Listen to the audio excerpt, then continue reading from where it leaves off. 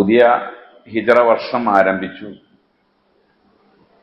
ഹിജറ വർഷവുമായി ബന്ധപ്പെട്ടും മുഹറവുമായി ബന്ധപ്പെട്ടുകൊണ്ടും എല്ലാം ഖുത്ബകളും ക്ലാസുകളും എല്ലാം നിങ്ങൾ കേട്ടിട്ടുണ്ട്. പക്ഷെ നമ്മൾ മനസ്സിലാക്കി വെച്ചിരിക്കുന്ന കുറെ വിഷയങ്ങൾ അതിൽ ചിലയിടങ്ങളിലൊക്കെ തിരുത്ത് അനിവാര്യമാണ് എന്നുള്ളത് കൊണ്ടാണ് ഇന്നത്തെ ക്ലാസ്സിൽ ആ വിഷയം സംസാരിക്കാമെന്ന് തീരുമാനിച്ചിട്ടുള്ളത്. ഞാൻ നമ്മുടെ ക്ലാസ്സിന് കൊടുത്ത ഹെഡിങ് തന്നെ അൽ ഖിസ്സത്തു സ്വഹീഹത്തു വദ്ദഈഫത്തു മിൻ ഹിജ്റത്തിൻ നബി സല്ലല്ലാഹു അലൈഹി വസല്ലം എന്ന. നബി സല്ലല്ലാഹു അലൈഹി വസല്ലമയുടെ ഹിജ്റയിൽ നിന്നുള്ള ശരിയായതും തെറ്റായതുമായ ചരിത്രങ്ങൾ എന്നുള്ളതാണ്. ആ ഹിജ്റ സംബന്ധമായ വിഷയങ്ങളിൽ കുറെ തെറ്റായ ചരിത്രങ്ങൾ പ്രചരിച്ചുകൊണ്ടിരിക്കുന്നത്. അങ്ങനെ ഉണ്ട് എന്ന് നമ്മുടെ ആളുകൾ ഇപ്പോഴും വിശ്വസിക്കുന്നു. നമ്മുടെ കൂട്ടത്തിൽ നിന്ന് തന്നെ ഉള്ള ചില പ്രഭാഷകരുടെ പ്രഭാഷണങ്ങളിൽ നിന്ന് അത്തരം ചില സംഭവങ്ങൾ കേട്ടു. അങ്ങനെ വരുമ്പോൾ നമ്മളത് തിരുത്തൽ അനിവാര്യമാണ്, ശരിയായ വശം ഒന്ന് ബോധ്യപ്പെടുത്തൽ അനിവാര്യമാണ് എന്നുള്ളത് കൊണ്ടാണ്. ഇസ്ലാമിക ചരിത്രത്തില് മുഹറത്തിന്റെ പ്രാധാന്യം എന്താണ് എന്ന് പ്രത്യേകിച്ച് ഞാൻ പറഞ്ഞു തരേണ്ടതില്ല. ഒരുപാട് മഹത്വങ്ങളുണ്ട്, പ്രാധാന്യമുണ്ട്. അത് കാലങ്ങളായി, അതായത് അംബിയ മുർസലുകൾ അവരുടെ തലമുറകൾ ആ മാസത്തിനൊരു പ്രാധാന്യം കൽപ്പിച്ചുകൊണ്ട് അമലുകൾ ചെയ്തതായ ഒരുപാട് റിപ്പോർട്ടുകളുണ്ട്. ഷഹ്റുല്ല എന്നാണ് മുഹറത്തിനെ അറിയപ്പെടുന്നത്. ഷഹ്റുല്ല എന്ന് പറഞ്ഞാൽ അള്ളാന്റെ മാസം, അള്ളാന്റെ മാസം എന്നാണ് വിളിച്ചത്. ഇവിടെ നമുക്ക് മുഹറത്തിന്റെ ചരിത്രത്തിലെ സുപ്രധാനമായ കാര്യങ്ങളുടെ കൂട്ടത്തിൽ ഏറ്റവും എടുത്തു പറയേണ്ട ഒരു കാര്യമാണ് ഇസ്ലാമിക കലണ്ടറിന്റെ തുടക്കവുമായി ബന്ധപ്പെട്ടുകൊണ്ടുള്ളത്. അവിടെയാണ് നമുക്ക് ഹിജ്റ കടന്നു വരുന്നത്. അതായത് നബി സല്ലല്ലാഹു അലൈഹി വസല്ലം മക്കയിൽ താമസിച്ച കാലഘട്ടത്തിലോ മദീനയിലേക്ക് ഹിജ്റ പോയ കാലഘട്ടത്തിലോ ഒന്നും അറബികൾക്കിടയിൽ അവരുടേതായ ഒരു കലണ്ടർ ഉണ്ടായിട്ടില്ല. ഒരു കലണ്ടർ, വർഷം കണക്കാക്കുന്ന ഒരു കലണ്ടർ ഉണ്ടായിട്ടില്ല. അന്നത്തെ ഏറ്റവും സുപ്രധാന ശക്തികളായ റോമക്കാർക്ക് റോമൻ കലണ്ടർ ഉണ്ടായിരുന്നു. പേർഷ്യക്കാർക്ക് പേർഷ്യക്കാരുടേതായ ഒരു കലണ്ടർ ഉണ്ടായിരുന്നു. അറബികൾക്ക് കലണ്ടർ ഇല്ല.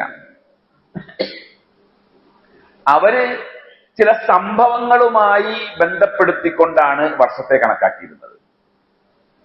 ഇപ്പൊ നബി സല്ലല്ലാഹു അലൈഹി വസല്ലമയുടെ ജനനം, ആ ജനനം രേഖപ്പെടുത്തിയിട്ടുള്ളത് ആനക്കലഹ സംഭവം കഴിഞ്ഞ് ഇത്ര വർഷം കഴിഞ്ഞിട്ട്, അങ്ങനെയാണ് കണക്കാക്കിയിരുന്നത്. പക്ഷെ മാസം 12 12 മാസം ഉണ്ടായി. ഈ 12 മാസങ്ങളെ കണക്കാക്കിയിരുന്നത് ഖമരിയായ കണക്കാണ്. അതായത് ചന്ദ്രവർഷം ആണ് അവരുടെ കണക്കിലുള്ളത്. അത് തന്നെയാണ് ഹിജ്റ കലണ്ടറും ചന്ദ്രവർഷത്തിന്റെ കണക്കനുസരിച്ച് തന്നെയാണുള്ളത്. നബി സല്ലല്ലാഹു അലൈഹി വസല്ലമയുടെ വഫാത്ത് കഴിഞ്ഞ് അബൂബക്കർ സിദ്ദീഖ് റളിയല്ലാഹു അൻഹുവിന്റെ കാലഘട്ടവും കഴിഞ്ഞ് ഉമർ ഇബ്നുൽ ഖത്താബ് റളിയല്ലാഹു അൻഹുവിന്റെ കാലഘട്ടത്തിലാണ് അബൂ മൂസ അശ്അരി റളിയല്ലാഹു അൻഹു ഉമർ റളിയല്ലാഹു അൻഹുവിന് ഒരു കത്ത് എഴുതുന്നത്. ആ കത്തിൽ ഇപ്രകാരമാണ് ഉണ്ടായിരുന്നത്: ഇന്നമാ യഅതീന മിൻക കുതുബുൻ ലൈസ ലഹാ താരിഖുൻ. നിങ്ങളിൽ നിന്ന് ഒരുപാട് കത്തുകൾ, ഗ്രന്ഥങ്ങൾ നമുക്ക് വരുന്നുണ്ട്, കത്തുകൾ, ഇടപാടുകൾ നടക്കുന്നുണ്ട്, പല പല നിർദ്ദേശങ്ങൾ ഞങ്ങൾക്ക് അയച്ചു തരികയും ചെയ്യുന്നുണ്ട്. പക്ഷേ അവയ്ക്കൊന്നും താരീഖില്ല, അതായത് തീയതി രേഖപ്പെടുത്തുന്നില്ല. അതുകൊണ്ട് തന്നെ ഈ കത്ത് എപ്പോ വന്നു, എന്താണ്, ഏത് കാലഘട്ടത്തിലാണ് എന്ന് അറിയാതെ പോകുന്നു എന്ന് പറഞ്ഞപ്പോൾ ഉമറുൻ നാസ, ഉമർ ഇബ്നുൽ ഖത്താബ് റളിയല്ലാഹു അൻഹു ജനങ്ങളെ മുഴുവനും വിളിച്ചുകൂട്ടി. എന്നിട്ട് ഈ അഭിപ്രായം പറഞ്ഞു: നമുക്ക് ഒരു കലണ്ടർ അനിവാര്യമാണ്. ആ കലണ്ടർ നമുക്ക് അനിവാര്യമാകുമ്പോൾ ആ കലണ്ടറിനെ നമ്മൾ ബേസ് ചെയ്യേണ്ടത്, അടിസ്ഥാനപ്പെടുത്തേണ്ടത് ഏത് വിഷയവുമായി ബന്ധപ്പെട്ടുകൊണ്ടാണ് എന്ന് പല ആളുകളും അവളോടും അഭിപ്രായം ചോദിച്ചു. അദ്ദേഹം പറഞ്ഞു അജ്യഹ് ബിൽ മബ്അസി വബഅദുഹും അജ്യഹ് ബിൽ ഹിജ്റത്തി ഫഖാല ഉമർ അൽ ഹിജ്റത്തു. ചില ആൾക്കാർ പറഞ്ഞു നമുക്ക് നബി സല്ലല്ലാഹു അലൈഹി വസല്ലമയുടെ മബ്അസുമായി ബന്ധപ്പെടുത്തിക്കൊണ്ട് കലണ്ടർ ഉണ്ടാക്കാം. മബ്അസ് എന്ന് പറഞ്ഞാൽ നബിയായി നിയോഗം ഉണ്ടായത്, അത് വെച്ചുകൊണ്ട് നമുക്ക് കലണ്ടർ ഉണ്ടാക്കാം എന്ന് പറഞ്ഞു. അപ്പൊ ചില ആളുകൾ പറഞ്ഞു വേണ്ട, നബി സല്ലല്ലാഹു അലൈഹി വസല്ലമയുടെ വഫാത്തുമായി ബന്ധപ്പെടുത്തിക്കൊണ്ട് കലണ്ടർ ഉണ്ടാക്കാം. മൂന്നാമത്തെ ഒരു വിഭാഗം ആളുകൾ പറഞ്ഞു നമുക്ക് ഹിജ്റയുമായി ബന്ധപ്പെടുത്തിക്കൊണ്ട് കലണ്ടർ ഉണ്ടാക്കാം. അപ്പോഴും ഹിജ്റയുമായി ബന്ധപ്പെടുത്തി, അതല്ലെങ്കിൽ പ്രവാചക നിയോഗവുമായി ബന്ധപ്പെടുത്തി, അതല്ലെങ്കിൽ പ്രവാചക വിയോഗവുമായി ബന്ധപ്പെടുത്തി കലണ്ടർ ഉണ്ടാക്കാം എന്ന് പറഞ്ഞപ്പോഴും അവർ ആരും നബി ജനിച്ച ദിവസവുമായി ബന്ധപ്പെടുത്തി കലണ്ടർ ഉണ്ടാക്കാം എന്ന് പറഞ്ഞിട്ടില്ല. കാരണം അവരുടെ ചർച്ചയിൽ മീലാദ് എന്നുള്ളത് ഒരു സംഭവമേ അല്ല. നബി സല്ലല്ലാഹു അലൈഹി വസല്ലമയുടെ ജന്മം എന്നുള്ളത് നമുക്ക് അത് പ്രത്യേകതയുണ്ട്, നമ്മൾ അതിനൊന്നും ചെറുതാക്കുന്നില്ല. പക്ഷെ പ്രവാചകൻ ജനിച്ച ദിവസത്തെ ഒരിക്കലും അവർ ആസ്പദമാക്കിയില്ല. ആക്കേണ്ടിയിരുന്നുവെങ്കിൽ കുറച്ചുകൂടെ അനുയോജ്യമായിരുന്നത് ആ ദിവസമായിരുന്നു. അതിന്റെ കാരണം എന്താണെന്ന് വെച്ചാൽ ആ ദിവസം അങ്ങനെ ആക്കേണ്ടുന്ന ഒരു ദിവസം അല്ല എന്നുള്ളത് കൊണ്ട് തന്നെയാണ്. പിന്നെ മബ്അത്ത്, നബിക്ക് നുബുവത്ത് ലഭിച്ച വിഷയം ചർച്ച ചെയ്തപ്പോൾ അതിൽ ചില അഭിപ്രായ വ്യത്യാസങ്ങൾ, ദിവസങ്ങളുടെ വിഷയത്തിലൊക്കെ അഭിപ്രായ വ്യത്യാസങ്ങൾ വന്നു. വഫാത്തിന്റെ കാര്യം എടുത്തപ്പോൾ ഒരു പുതുയുഗം പിറക്കുന്നത് അള്ളാന്റെ റസൂല് ഈ ലോകത്തോട് വിടവാങ്ങിയ ലോകത്തിന്റെ നഷ്ടത്തിന്റെ ദിവസം വെച്ചുകൊണ്ടാകാൻ പാടില്ല എന്നുള്ളതാണ് വന്നത്. ഇപ്പോ ക്രിസ്തുമസ് ആഘോഷിക്കുന്ന ആളുകൾ ഈസ അലൈഹിസ്സലാമിന്റെ ജന്മദിനം അത് വെച്ചിട്ടാണ് എന്ത് ചെയ്യുന്നത്, തുടങ്ങുന്നത്. പക്ഷേ എന്തു തന്നെയാണെങ്കിലും അതിലൊക്കെ ഒരുപാട് ഈ ആഫ്റ്റർ ഡെത്ത് അതാണല്ലോ വരുന്നത്. അദ്ദേഹം മരണപ്പെട്ടു എന്ന് അവർ വിശ്വസിക്കുന്നു. അതിനുശേഷം ഉള്ള വർഷമായിട്ടാണ് കണക്കാക്കുന്നത്. പക്ഷേ അങ്ങനെ ഒരു കണക്ക് പാടില്ല എന്നുള്ള ചർച്ച വന്നു. അവിടെ ഇമാം ബുഖാരി സഹീഹുൽ ബുഖാരിയിൽ പറയുന്നു, മാ അദ്ദു മിൻ മബ്അത്തിൻ നബി സല്ലല്ലാഹു അലൈഹി വസല്ലം വലാ മിൻ വഫാത്തിഹി. നബി സല്ലല്ലാഹു അലൈഹി വസല്ലമയുടെ പ്രവാചകത്വ നിയോഗമോ പ്രവാചകന്റെ വഫാത്തോ അവർ ഹിജ്റ ഒരു പുതിയ വർഷം ആരംഭിക്കുന്നതിന് വേണ്ടി കണക്കാക്കിയില്ല. മാ അദ്ദു ഇല്ലാ മിൻ മുഖദ്ദിമിഹിൽ മദീന. മദീനയിലേക്ക് നബി സല്ലല്ലാഹു അലൈഹി വസല്ലം പോയ അവിടെ മുതലാണ് വർഷം കണക്കാക്കാമെന്ന് അവർ തീരുമാനിച്ചത്. അപ്പൊ അത് ഹിജ്റയാണ് സത്യത്തിൽ നമ്മളുടെ ഇസ്ലാമിക് കലണ്ടറിന്റെ ആരംഭം വന്നത് ഹിജ്റയാണ്. അവിടെ മുതലാണ് കണക്കാക്കുന്നത്. അപ്പൊ നബി സല്ലല്ലാഹു അലൈഹി വസല്ലമയുടെ ഹിജ്റയ്ക്ക് മുമ്പ്, ഹിജ്റയ്ക്ക് ശേഷം എന്നുള്ള കണക്ക് അവിടെ മുതലാണ് വരുന്നത്. അപ്പൊ അങ്ങനെ വരുമ്പോ നമ്മൾ ഹിജ്റയെ പറ്റി ഒന്ന് അറിഞ്ഞിരിക്കണം. എന്താ അള്ളാഹുവിന്റെ റസൂലിന്റെ ഹിജ്റ എന്ന് പറഞ്ഞാൽ അതൊരു നിസ്സാര വിഷയമാണോ? ഒരു നാട് വിട്ടു പോവുക എന്ന് പറയുന്നത് പോലെയുള്ള ലാഘവമായ ഒരു വിഷയമാണോ ഹിജ്റ? നമ്മൾ ഇത് സംസാരിക്കുമ്പോൾ അറിയേണ്ടത്, നബി സല്ലല്ലാഹു അലൈഹി വസല്ലമയോടൊപ്പം ഹിജ്റ പോയ ആളുകൾ, ആ ആളുകളെ എന്താ വിളിക്കുക? മുഹാജിറുകൾ എന്നാ വിളിക്കുക, അല്ലെ? മുഹാജിറുകൾ എന്ന് വിളിക്കപ്പെടുന്ന അവരെ പറ്റി ഖുർആൻ പറഞ്ഞു. ഈ ഹിജ്റ പോയ ആളുകളെ സ്വീകരിച്ച ആളുകൾ അവരെ അൻസാറുകൾ എന്നും വിളിച്ചു, അല്ലെ? ഈ രണ്ട് കൂട്ടം ആളുകളെ പറ്റിയും ഖുർആനിൽ പ്രയോഗം വന്നു. എന്താണ്? വസ്സാബിഖൂനൽ അവ്വലൂന മിനൽ മുഹാജിരീന വൽ അൻസാർ. മുഹാജിറുകളിൽ നിന്നും അൻസാറുകളിൽ നിന്നും. അവിടെ മുഹാജിറുകൾക്കുള്ള പ്രത്യേകത എന്താണെന്നറിയാമോ? മുഹാജിറാണോ അൻസാറിനാണോ പ്രാധാന്യം കൂടുതൽ എന്ന ചർച്ചയിൽ ഒരാൾക്കും പ്രാധാന്യം കൂടുതലൊന്നും നമുക്ക് പറയാൻ കഴിയില്ല. പക്ഷേ നബി സല്ലല്ലാഹു അലൈഹി വസല്ലം ആരാ? മുഹാജിറാണ്. മദീനയിലുള്ള അൻസാറുകൾക്ക് മക്കയിൽ വന്ന് താമസിക്കുകയും അവിടെ വിവാഹം ചെയ്യുകയും അവിടത്തുകാരനായി മാറുകയും ചെയ്യാം. അങ്ങനെ ചെയ്താലും അവർ ആരാണ്? അവരുടെ പേര് അൻസാർ എന്നാണ്. പക്ഷേ മുഹാജിറുകൾക്ക് മക്കയിലേക്ക് വന്ന് താമസിക്കാനോ അവിടെ സ്ഥിരതാമസമാക്കാനോ അനുവാദമില്ല. അങ്ങനെ സംഭവിച്ചാൽ അവർക്ക് ഏത് പദവി പോകും? മുഹാജിർ എന്ന പദവി പോകും. സഅദ് ബിൻ അബി വഖാസ് റളിയല്ലാഹു അൻഹു നബി സല്ലല്ലാഹു അലൈഹി വസല്ലമയോടൊപ്പം ഹജ്ജ് നിർവഹിക്കാൻ വേണ്ടി മക്കയിലേക്ക് വന്നു. ആ ഹജ്ജിന്റെ സമയത്ത് അദ്ദേഹത്തിന് കലശായ രോഗം ബാധിച്ചു. ഏത് വർഷമാണ് നബി ഹജ്ജ് ചെയ്തത്? ഹിജ്റയുടെ 9-ാം വർഷമാണ് ഹജ്ജ് ചെയ്തത്. വല്ലാത്ത രോഗം ബാധിച്ചു. അദ്ദേഹം മരണപ്പെട്ടു പോകുമോ എന്ന ഭയം അദ്ദേഹത്തെ ബാധിച്ചു. അതുകൊണ്ട് തന്നെ മദീനയിൽ നിന്ന് ഏതെങ്കിലും മുഹാജിറുകൾ മക്കയിൽ വന്നാൽ അവർ പെട്ടെന്ന് മദീനയിലേക്ക് പോകും, മക്ക വിടും. കാരണം മക്കയിൽ വെച്ച് മരണപ്പെട്ടാൽ ആ പദവി നഷ്ടപ്പെടും എന്നവർ ഭയപ്പെട്ടിരുന്നു. അപ്പൊ അതുകൊണ്ട് സഅദ് ബിൻ അബി വഖാസ് റളിയല്ലാഹു അൻഹു ഭയപ്പെട്ടു. നബി സല്ലല്ലാഹു അലൈഹി വസല്ലമയോട് പറഞ്ഞു, അല്ലാഹുവിന്റെ റസൂലേ, ഞാൻ മക്കയിൽ വെച്ച് മരണപ്പെട്ടു പോകുമോ എന്ന് ഞാൻ ഭയപ്പെടുന്നു എന്ന് പറഞ്ഞപ്പോൾ നബി സല്ലല്ലാഹു അലൈഹി വസല്ലം പറഞ്ഞു, ഇല്ല, അങ്ങനെ സംഭവിക്കില്ല, ഭയപ്പെടണ്ട എന്ന് പറഞ്ഞു.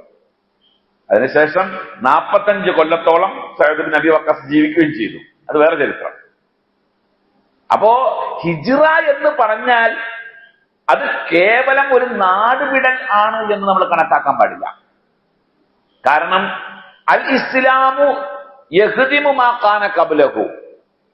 ഒരാൾ ഇസ്ലാമിലേക്ക് വന്നാൽ ആ ഇസ്ലാമിലേക്ക് വരുന്നതോടുകൂടെ അവൻ മുമ്പ് ചെയ്തത് മുഴുവൻ പൊളിഞ്ഞു പോകും, നഷ്ടപ്പെട്ടു പോകും. എന്ന് പറഞ്ഞാൽ അവൻ ചെയ്തത് മുഴുവൻ പൊറുക്കപ്പെടും അല്ലാഹു തആല, പുറത്തു കൊടുക്കും അല്ലാഹു തആല ഒരാൾ ഇസ്ലാമിലേക്ക് വന്നാൽ. അപ്പൊ നമ്മുടെ നാട്ടിലെ ഏറ്റവും വലിയൊരു നിരീശ്വരവാദി, ഏറ്റവും വലിയ അക്രമി, ഫിർഔൻ ഹാദിഹിൽ ഉമ്മ, ഈ ഉമ്മത്തിന്റെ ഫിർഔന്, അയാള് ഇപ്പൊ പോയിട്ട് ഷഹാദത്ത് ചൊല്ലി ഇസ്ലാമിലേക്ക് വന്നാൽ അയാൾ ഇതുവരെ ചെയ്തത് പൊളിഞ്ഞു, അതൊക്കെ പൊറുക്കപ്പെടും. അതുകൊണ്ട് തന്നെയല്ലേ നബി സല്ലല്ലാഹു അലൈഹി വസല്ലമയുടെ മുമ്പില് വഹ്ശി വന്നു നിന്ന രംഗം അല്ലേ? ഞാൻ പറഞ്ഞിട്ടുണ്ടെന്ന് തോന്നുന്നു ആ ചരിത്രം. വഹ്ശി വന്നു, ഹംസ റളിയല്ലാഹു അൻഹുവിന്റെ ഘാതകനായ വഹ്ശി അല്ലാഹുവിന്റെ റസൂലിന്റെ മുമ്പില് മുഖം മൂടി അണിഞ്ഞു വന്ന് നബി സല്ലല്ലാഹു അലൈഹി വസല്ലമയോട് ചോദിച്ചൊരു ചോദ്യമുണ്ട്. ഒരാൾ ഇസ്ലാമിലേക്ക് വന്നാൽ ലാ ഇലാഹ ഇല്ലല്ലാഹ് അശ്ഹദു അല്ലാ ഇലാഹ ഇല്ലല്ലാഹ് വ അശ്ഹദു അന്ന മുഹമ്മദ റസൂലുള്ളാഹ് എന്ന് ഒരാൾ പറഞ്ഞ് ഇസ്ലാമിലേക്ക് വന്നാൽ അയാൾ മുമ്പ് ചെയ്ത എല്ലാ തെറ്റുകളും അള്ളാഹു പുറത്തു കൊടുക്കുമോ എന്നാ ചോദിച്ചത്. നബി സല്ലല്ലാഹു അലൈഹി വസല്ലം പറഞ്ഞത് എന്താ? പുറത്തു കൊടുക്കും.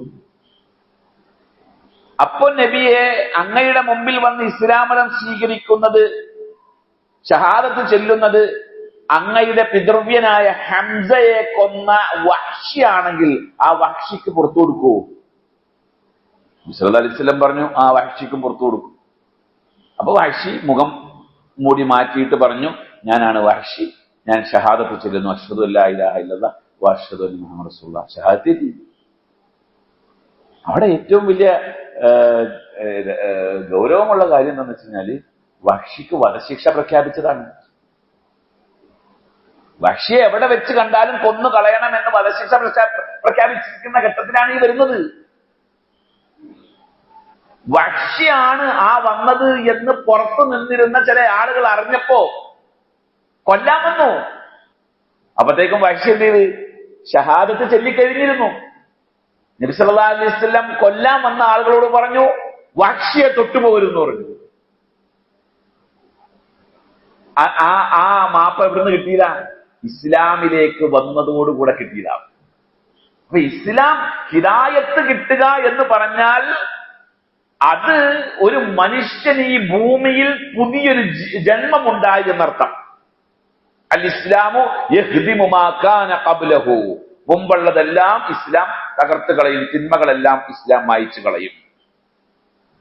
രണ്ടാമത് ആ ഹദീസിലുള്ളത് വൽ ഹിജ്റതു തഹ്ദിമു മാ കാന ഖബ്ലഹാ. ഹിജ്റ പോകുന്നതോടുകൂടെ അതിനു മുമ്പുണ്ടായ തിന്മകൾ മുഴുവൻ പൊറുക്കപ്പെടും. അപ്പൊ ഇസ്ലാമിലേക്ക് ഒരാൾ പുതിയതായി വന്നതിന് തുല്യമാണ് ഒരാൾ ഹിജ്റ പോകൽ. മൂന്നാമതൊരെണ്ണം കൂടെ പറഞ്ഞു. അതേതാ? അൽ ഹജ്ജുൽ മബ്റൂർ.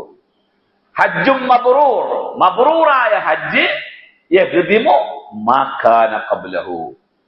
ഹജ്ജ് മബ്റൂറായ ഹജ്ജ് ചെയ്യുന്നതോടുകൂടെ മുമ്പ് കഴിഞ്ഞു പോയതെല്ലാം പൊറുക്കപ്പെടും. ഈ മൂന്നെണ്ണത്തിനേ അതുള്ളൂ, ബാക്കി ഒന്നിനുമില്ല. ഹജ്ജ് ചെയ്യുന്ന പറഞ്ഞാൽ അറഫയിൽ വന്ന് നിൽക്കുന്നതോടുകൂടെ മുമ്പ് കഴിഞ്ഞു പോയതെല്ലാം അള്ളാഹു തആല പുറത്തു. അപ്പോൾ ഹിജ്റയുടെ പ്രാധാന്യം നമ്മൾ മനസ്സിലാക്കേണ്ടത്. മക്കയിൽ പീഡനം ശക്തമായപ്പോ നബി സല്ലല്ലാഹു അലൈഹി വസല്ലം സഹാബികൾക്ക് നാട് വിട്ടു പോകാനുള്ള പെർമിഷൻ കൊടുത്തു. ആദ്യ സംഘം പോയത് അബിസ്സീനിയയിലേക്കാണ്. നമുക്ക് സൗകര്യപ്പെടുമ്പോൾ മറ്റൊരു സന്ദർഭത്തിൽ അബിസ്സീനിയൻ ഹിജ്റയുടെ A to Z ഒന്ന് വിശദീകരിക്കാനുണ്ട്. അറിഞ്ഞിരിക്കണം നമ്മുടെ ചരിത്രങ്ങൾ. ഓരോ ചരിത്രങ്ങളും പഠിക്കുമ്പോഴാണ് നമ്മൾ ഈ ദീനിൽ ഏത് ഭാഗത്താണെന്ന് മനസ്സിലാവുള്ളൂ. മക്കയിൽ നിൽക്കാൻ കഴിയാതെ മക്കാര് പോവുകയാണ് അബിസ്സീനിയയിലേക്ക്. ആ പോയവരുടെ കൂട്ടത്തില് അബൂബക്കർ സിദ്ദീഖ് റളിയല്ലാഹു അൻഹു ഉണ്ടായിരുന്നു. അബൂബക്കർ ആരാ? മക്കയിലെ കാരണവരാണ്. നിങ്ങളൊന്ന് ആലോചിച്ചൊക്കെ, നിങ്ങൾ ഈ നാട്ടിൽ, ഈ മലപ്പുറത്ത്, ഈ പ്രദേശത്ത് ജനിച്ച് വളർന്ന് നിങ്ങൾ പാരമ്പര്യമായി നിങ്ങളുടെ തറവാട്, നിങ്ങളുടെ ഉപ്പമാര്, നിങ്ങളുടെ മുൻഗാമികളായ കാക്കാ കാരണവന്മാരെല്ലാം ഉള്ള ഈ നാട്, ഈ നാട്ടിൽ നിന്ന് നിങ്ങൾ നാട് വിടേണ്ടി വരിക എന്ന് പറയുകയാണെങ്കിൽ ജീവിക്കാൻ കഴിയാതെ വന്നിട്ട് എന്തിന്റെ പേരിൽ?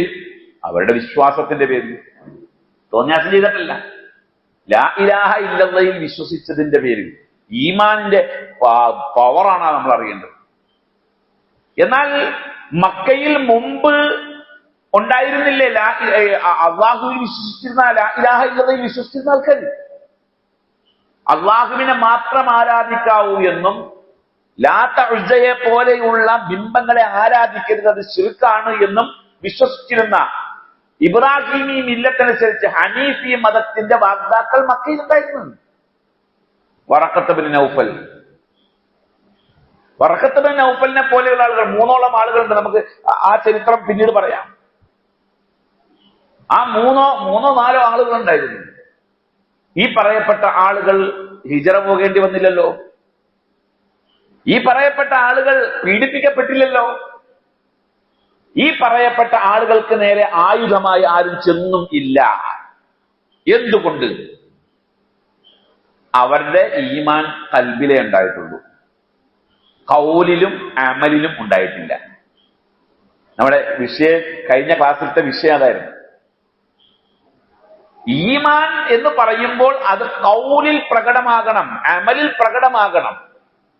അങ്ങനെ പ്രകടമാകുമ്പോൾ പ്രശ്നങ്ങൾ മുമ്പിലുണ്ടാവും. ഇപ്പോഴും മുസ്ലിമീങ്ങളെ തെറ്റിദ്ധരിപ്പിക്കുന്ന ഒരു കാര്യമുണ്ട്, ശരിക്കും ശ്രദ്ധിക്കേണ്ട ഒരു കാര്യമാണ്. മുസ്ലിമീങ്ങളെ തെറ്റിദ്ധരിപ്പിച്ചിരിക്കുന്ന ഒരു കാര്യമുണ്ട്. അതായത് മുസ്ലിമീങ്ങൾക്ക് ശാന്തസുന്ദരമായ സമാധാനപരമായ ഒരു ജീവിതാന്തരീക്ഷം ഇവിടെ ഉണ്ടാക്കിയെടുക്കാൻ കഴിയുമെന്നുള്ളത്.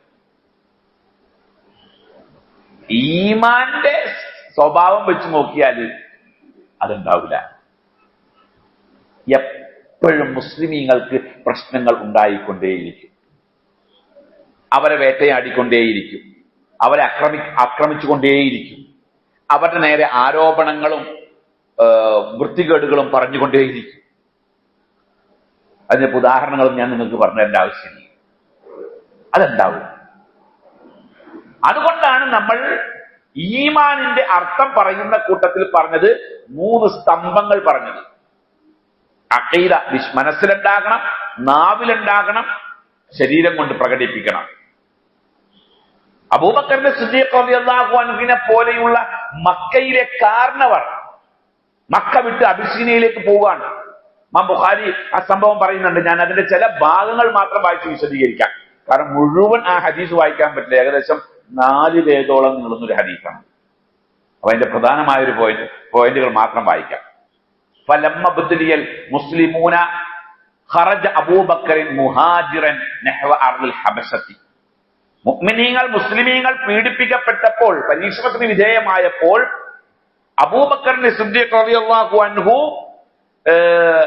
മുഹാജിറായിക്കൊണ്ട് അബസയിലേക്ക് പോയി, അബിസീനിയയിലേക്ക് പോയി.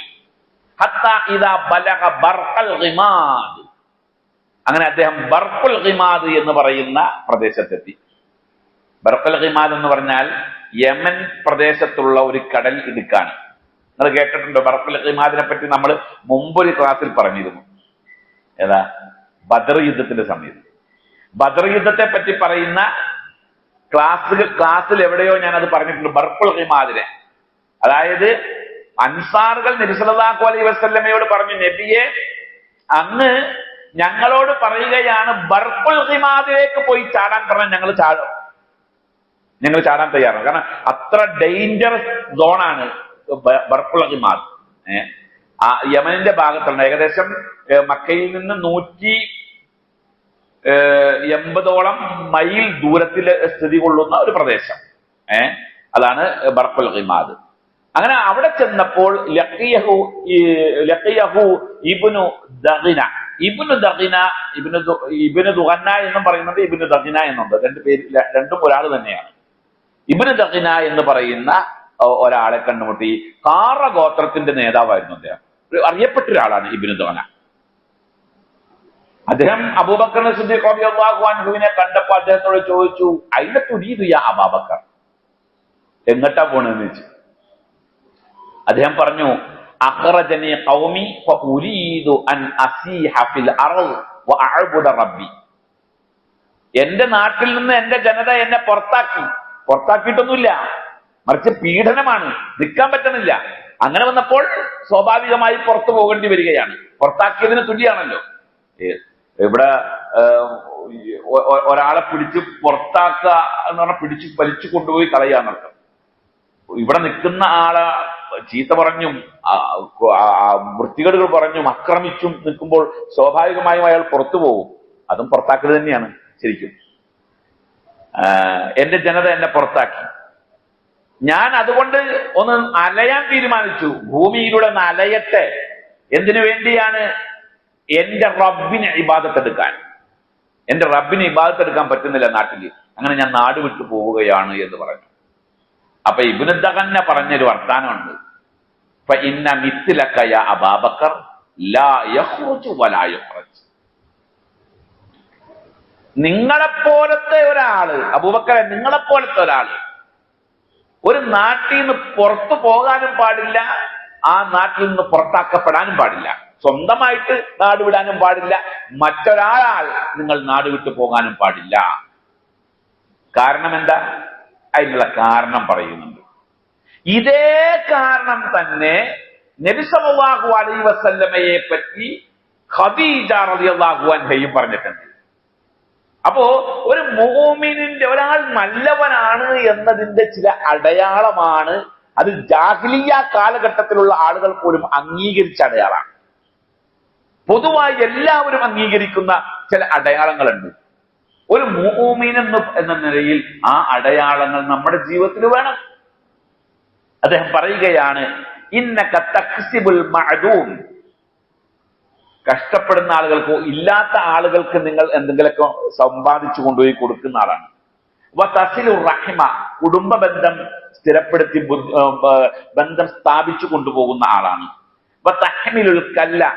മറ്റുള്ള ആളുകളുടെ പ്രയാസങ്ങൾ ഇറക്കി വെക്കാൻ പാടുപെടുന്ന ആളാണ്. വതഖരി ദ്വൈഫ. അതിഥികളെ സൽക്കരിക്കുന്ന ആളാണ്. വതുഈനു അലാ നവാഇബിൽ ഹഖ്. ബാധ്യതകൾ നിർവഹിക്കുന്നതിന് വേണ്ടി ആവശ്യമായ സഹായങ്ങൾ ചെയ്തു കൊടുക്കുന്ന ആളാണ്. ഇത്രയും ചെയ്യുന്ന ഒരാൾ എന്തൊക്കെയാ പറഞ്ഞത്? ഇല്ലാത്തവർക്ക് സൗകര്യങ്ങൾ ഉണ്ടാക്കി കൊടുക്കും, കുടുംബ ബന്ധം സ്ഥാപിക്കും, പ്രയാസങ്ങൾ അനുഭവിക്കുന്നവരുടെ പ്രയാസങ്ങൾ ഇറക്കി വെക്കും, അതിഥികളെ സൽക്കരിക്കും, അതേപോലെ ബാധ്യതകൾ നിറവേറുന്നതിന് വേണ്ടി ഒരുപാട് കഷ്ടപ്പാട് സഹിക്കുന്ന ആളാണ്. ഇങ്ങനെയൊക്കെയുള്ള ആൾ ഒരിക്കലും ഒരു നാട് വിട്ടു പോകാൻ പാടില്ല. നബി സല്ലല്ലാഹു അലൈഹി വസല്ലമയെ പറ്റി ഇതേ വർത്തമാനം ഖദീജ റളിയല്ലാഹു അൻഹ പറഞ്ഞു. എപ്പോഴാ ആറ് ഹിറയിൽ നിന്നിട്ട് വരുമ്പോ അല്ലേ എന്ത് ചെയ്ത് ഭയപ്പെട്ടിട്ട്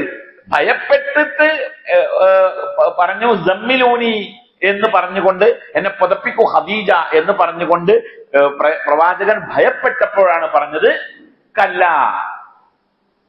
പേടിക്കണ്ട, നിങ്ങൾക്ക് ചില പ്രത്യേകതകളുണ്ട്. ഈ പറഞ്ഞ അതേ പ്രത്യേകതകൾ പറഞ്ഞു. അപ്പൊ അള്ളാഹു കൈവിടുകയില്ല എന്ന് വ്യക്തമായ ചില സ്വഭാവ ഗുണങ്ങളിൽപ്പെട്ട കാര്യങ്ങളാണിത്. മുഅ്മിനീങ്ങൾക്ക് അല്ലെ, ചില ആൾക്കാരൊക്കെ ഉണ്ട്, ഞാൻ ചിലവരുടെ വിഷയത്തിലേക്ക് സത്യം പറഞ്ഞാലും ഞാനൊക്കെ അവരെ പറ്റിയൊക്കെ ചിന്തിക്കുമ്പോൾ ഒരു പുഴുവിന് സമാനമായി ചെറുതായി പോകും നമ്മള്. എന്തെല്ലാം ത്യാഗങ്ങളാ സഹിക്കുന്നത്, സഹായിക്കാൻ, മറ്റുള്ളവരെ സഹായിക്കാൻ, മറ്റുള്ളവരുടെ പ്രശ്നങ്ങളിൽ ഇടപെടാൻ. നമ്മള് മറ്റുള്ളവരുടെ പ്രശ്നത്തിൽ ഇടപെടില്ല. എന്നെ സംബന്ധിച്ചിടത്തോളം പെട്ടെന്ന് എനിക്ക് ഒരാളുടെ പ്രശ്നത്തിൽ ഇടപെടാൻ കഴിയില്ല. അത് അവരോടുള്ള വെറുപ്പ് കൊണ്ടോ എനിക്കുള്ള അഹങ്കാരം കൊണ്ടോ അല്ല, മറിച്ച് നമ്മൾ ചിന്തിക്കുന്ന എന്താ, ഇടപെട്ടിട്ട് ഇനി നമ്മൾ കുടുങ്ങിയാല് പേടിയോട്ടാണ്. കുടുംബം തലവര.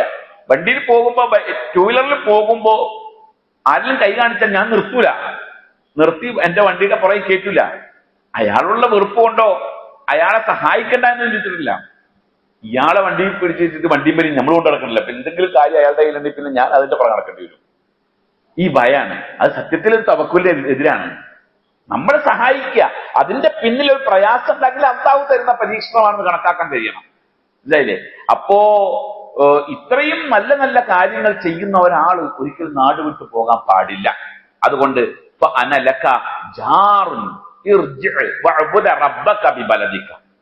ഞാൻ നിങ്ങൾക്ക് ജിവാർ തരാം. ജിവാർ മീൻസ് സ്പോൺസർഷിപ്പ്, സ്പോൺസർ ആകാം അല്ലെ. ഇപ്പോഴും ഗൾഫിലേക്ക് പോയി കഴിഞ്ഞാൽ നമുക്കവിടെ സ്പോൺസർ വേണം, ഇപ്പോഴും ഉണ്ടത്. ആ സ്പോൺസർഷിപ്പ് ഏറ്റവും ഭംഗിയായി കൈകാര്യം ചെയ്യും അവര്, അറബികൾ. വളരെ ഭംഗിയായിട്ട്. നിങ്ങൾ അറബികളുടെ സ്പോൺസർഷിപ്പിൽ വർക്ക് ചെയ്തിട്ടുണ്ടോ എന്ന് എനിക്കറിയില്ല. വർക്ക് ചെയ്തിട്ടുണ്ടെങ്കിൽ അറിയാൻ പറ്റും. അവരത് നല്ല ഭംഗിയായി കൈകാര്യം ചെയ്യും. നമുക്ക് ആ പരിപാടി ഇല്ല, ജിവാർ പരിപാടി ഇല്ല. അന്ന് ഉള്ള ഒരു സ്വഭാവമാണ്. ഇന്നത്തെ ജിവാറിന് സമാനമായതല്ല അന്നത്തത്, ഒരേപോലെ എന്ന് പറയാൻ കഴിയില്ല, പക്ഷെ ചില മാറ്റങ്ങളുണ്ട്. എന്തായാലും അഭയം കൊടുക്കുക, അതാണ് ജിവാർ എന്നതിനർത്ഥം. ഞാൻ നിങ്ങൾക്ക് അഭയം തരാം. അതായത് ഒരു നാട്ടിൽ ഒരു കലാപമുണ്ടായി, ഒരാളുടെ കയ്യിൽ നിന്ന് ഒരു പ്രശ്നമുണ്ടായി, ആ പ്രശ്നമുണ്ടായി അയാളെ നാട്ടുകാർ മുഴുവൻ കൈകാര്യം ചെയ്യുന്ന ഒരു അവസ്ഥ ഉണ്ടാകുമ്പോൾ ആ നാട്ടുകാരിൽപ്പെട്ട ഒരാൾ അല്ലെങ്കിൽ അതിന്റെ പരിസരത്തുള്ള ഒരു ഉത്തരവാദിത്തപ്പെട്ട ഒരാൾ പറയാണ്, അയാളുടെ കാര്യം ഞാൻ ഏറ്റെടുത്തിരിക്കുന്നു, ഇനി അയാൾ ഒന്നും ചെയ്യാൻ പാടില്ല എന്ന് പറഞ്ഞാൽ ആ നാട്ടുകാർ അംഗീകരിക്കണം. നമ്മുടെ നാട്ടിലാണെങ്കിൽ ഇപ്പൊ ഒരാൾ എന്തെങ്കിലും ഒരു പ്രശ്നത്തിലാകപ്പെട്ട് അവനെ പിടിച്ച് ആൾക്കാരൊക്കെ തല്ലാൻ വേണ്ടി വന്നു കഴിഞ്ഞാൽ അവന്റെ കാര്യം ഞാൻ ഏറ്റെടുത്തിരിക്കുന്നു, നിങ്ങൾ ഇനി ഒന്നും ചെയ്യാൻ പാടില്ല എന്ന് പറഞ്ഞാൽ നീയും അവന്റെ കൂട്ടത്തിൽപ്പെട്ടാന്ന് പറഞ്ഞാൽ അടിക്കാൻ പോകും അല്ലേ? അതെല്ലാം കാര്യം. ജിവാർ വലിയ കാര്യം. കാരണം എന്ന് വെച്ചാൽ ഈ വിഷയവുമായി ബന്ധപ്പെടുത്തണം. നമ്മൾ ജിവാർ കൊടുക്കണം. ഒരാൾ തെറ്റ് ചെയ്യുക എന്നുള്ളത് മനുഷ്യ സഹജമായി സംഭവിക്കുന്ന കാര്യമാണ്, മനുഷ്യ സഹജമാണ്. അയാള് ചിലപ്പോൾ മദ്യപിച്ചേക്കാം, ചിലപ്പോൾ മോഷ്ടിച്ചേക്കാം, ചിലപ്പോൾ വ്യഭിചരിച്ചേക്കാം. ഇതൊക്കെ മനുഷ്യ സഹജമായി ഉണ്ടാകുന്ന കാര്യമാണ്. പള്ളിയിൽ മിമ്പറിന്റെ മുകളിൽ ഖുത്ബ പറയുന്ന ആളാണ് ഞാൻ എന്ന് കരുതിക്കൊണ്ട് ഇന്റെ ഭാഗത്ത് തിന്മ ഉണ്ടാകാൻ പാടില്ല എന്നുണ്ടോ? ഇല്ല, ഉണ്ടാകാം. ചില സന്ദർഭങ്ങൾ, ചില സാഹചര്യങ്ങൾ, ചില പൈശാചികമായ അവസ്ഥകൾ, ചിന്തകൾ എല്ലാം നമ്മളെ തിന്മ ചെയ്യിപ്പിക്കാം. ഈ തിന്മ ചെയ്തു കഴിഞ്ഞാൽ പിന്നെ അവനെ സമൂഹം മുഴുവൻ എന്ത് ചെയ്യാണ്? തിന്മയുടെ ഒരു സംഭവമായിട്ട് കൊണ്ടുനടക്കാൻ. സത്യത്തിൽ അയാൾ ഒരു പ്രാവശ്യം ചെയ്തിട്ടുണ്ടാവും ജീവിതത്തിൽ, അയാൾ അതിന് തൗബ ചെയ്തിട്ടുണ്ടാവും. പക്ഷെ ആൾക്കാർ ഇവൻ ഇങ്ങനെ കൊണ്ടുനടക്കും. ഇവൻ കുഴപ്പക്കാരനാണ്, അവൻ കള്ളനാണ്. 10 കൊല്ലം മുമ്പ് ചെയ്തതും ഇപ്പോഴും സോഷ്യൽ മീഡിയയിൽ ഉണ്ടാവും. അവൻ തൗബ ചെയ്തിട്ടുണ്ടാവും, അവൻ മടങ്ങി വന്നിട്ടുണ്ടാവും, എല്ലാം കഴിഞ്ഞിട്ടുണ്ടാവും. അപ്പോഴും സോഷ്യൽ മീഡിയ കൊണ്ടുനടക്കും. പാടിലൊരിക്കലും. മനുഷ്യ സഹജമാണ് തിന്മ. അത് ചെയ്ത വ്യക്തിയോടൊപ്പം നിന്നുകൊണ്ട് അവനെ ഇനി തിന്മ ചെയ്യുന്ന അവസ്ഥയിലേക്ക് കൊണ്ടുപോകാതിരിക്കാനുള്ള ഉത്തരവാദിത്വം നമുക്കാണ്. നമുക്ക് വേണ്ടപ്പെട്ട ആളുടെ പേരോ കാര്യങ്ങളൊന്നും ഞാൻ ഇവിടെ പറയണ്ട. വേണ്ടപ്പെട്ട കുറച്ച് വർഷങ്ങൾക്ക് മുമ്പാണ്, ഏകദേശം ഒരു 10 വർഷത്തിന്റെ മുമ്പ് നടന്ന സംഭവം. അയാൾ ഒരു പ്രയാസത്തിലകപ്പെട്ടു. ഒരു തിന്മ അയാളിൽ നിന്ന് സംഭവിച്ചു. അയാളെ പോലീസ് അറസ്റ്റ് ചെയ്തു. അങ്ങനെ അയാള് ലോക്കപ്പിലായി. ഞാൻ പല ആളുകളോടും ചോദിച്ച് എന്താണ് ആളുടെ അവസ്ഥ.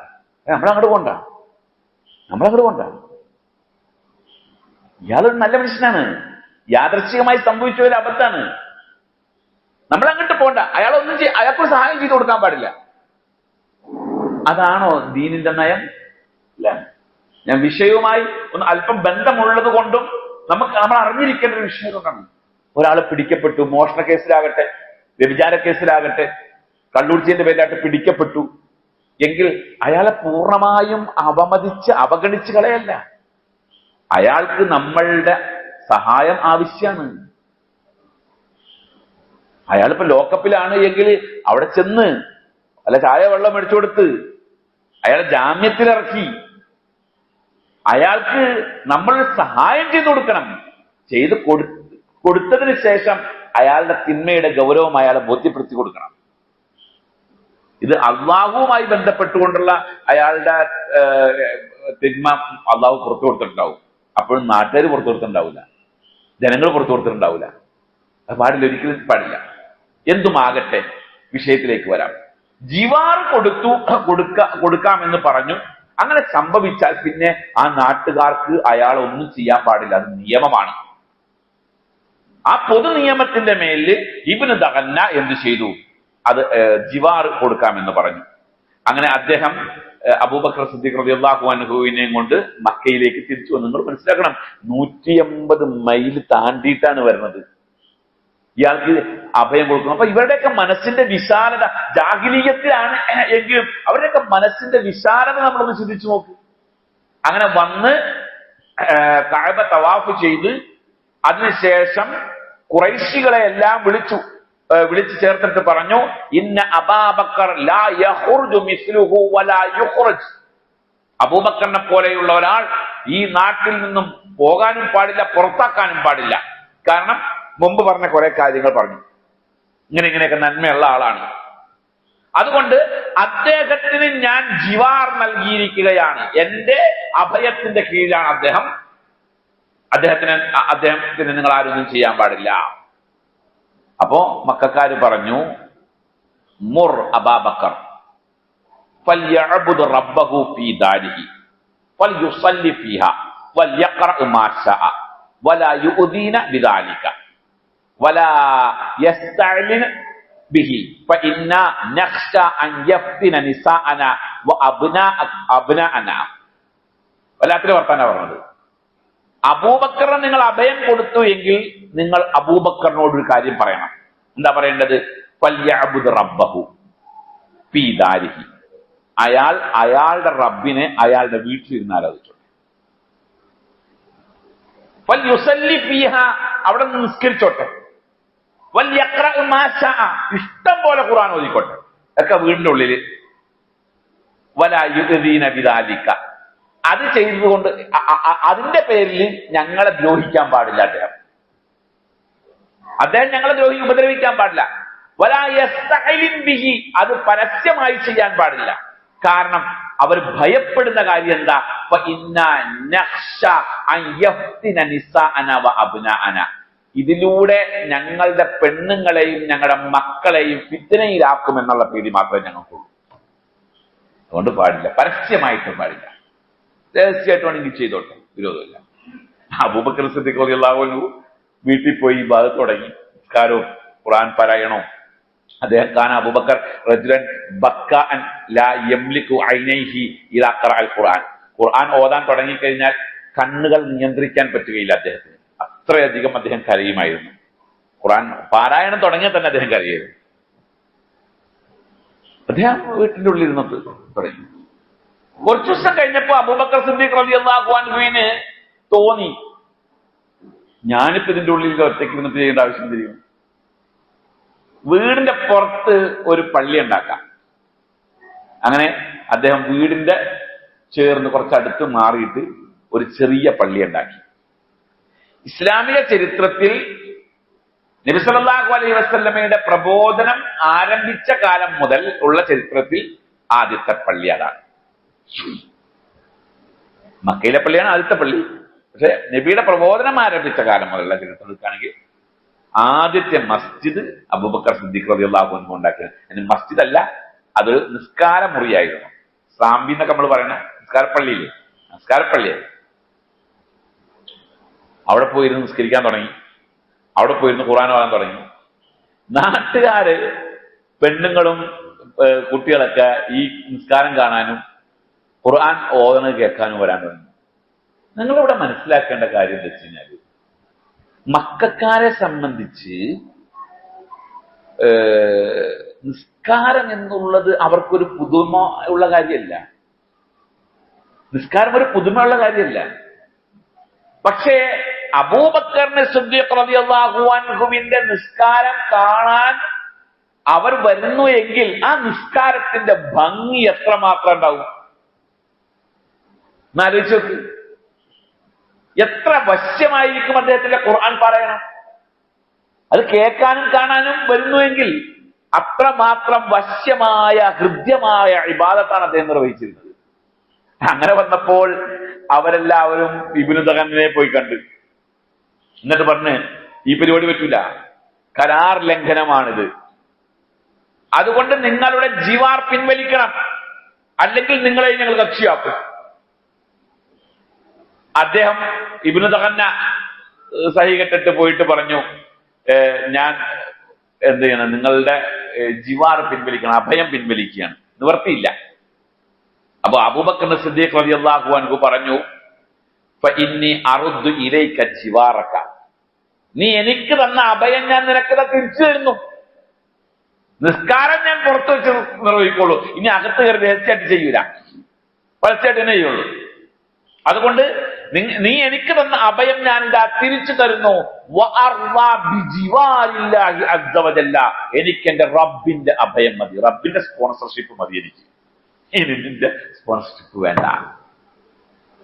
സത്യത്തിൽ ഈ മുഅ്മിനിന്റെ ഒരുപാട് ഗുണങ്ങൾ ഇദ്ദേഹത്തിന്റെ ഈ പ്രവർത്തനങ്ങളിൽ നിന്ന് നമുക്ക് പഠിക്കാൻ.